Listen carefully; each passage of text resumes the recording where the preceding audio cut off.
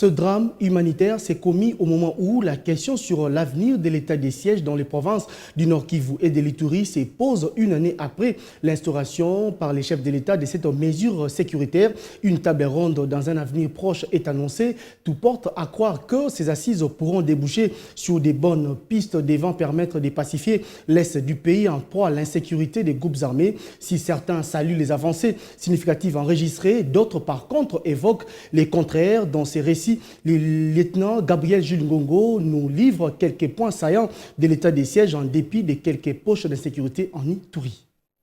Reprise des activités socio-économiques, la réouverture des hôpitaux et centres de santé et les élèves de l'école primaire ont repris le chemin de l'école. Pour le moment, ça fonctionne très bien. Nous avons repris avant midi et après midi.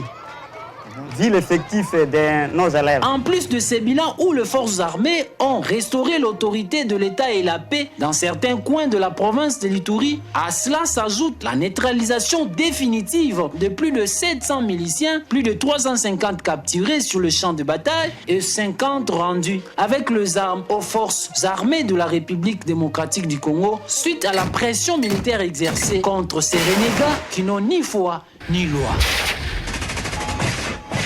En ville de Bunia, plus de 250 criminels et bandits armés déférés à la justice. Plusieurs civils pris en otage par les groupes armés ont été libérés par les forces loyalistes. Le cas des membres de la task force, le coordonnateur Thomas Lubanga et ses compagnons. De nombreux déplacés internes ont regagné leur milieu respectif avec l'appui logistique de l'administration militaire sous le commandement du gouverneur militaire, le lieutenant-général Luboya Kashamadjoni. Par ailleurs, 1203 vaches pillés ont été récupérés et restitués aux propriétaires sans aucune condition préalable. Pendant l'état de siège, plusieurs édifices publics ont été construits ou soit réhabilités en Ituri sous le commandement du lieutenant-général Luboya Kashamadjoni. Les cas du complexe administratif du territoire d'Irumu et la résidence de l'administrateur incendiée par des miliciens FPIC mais en pleine construction en ces jours.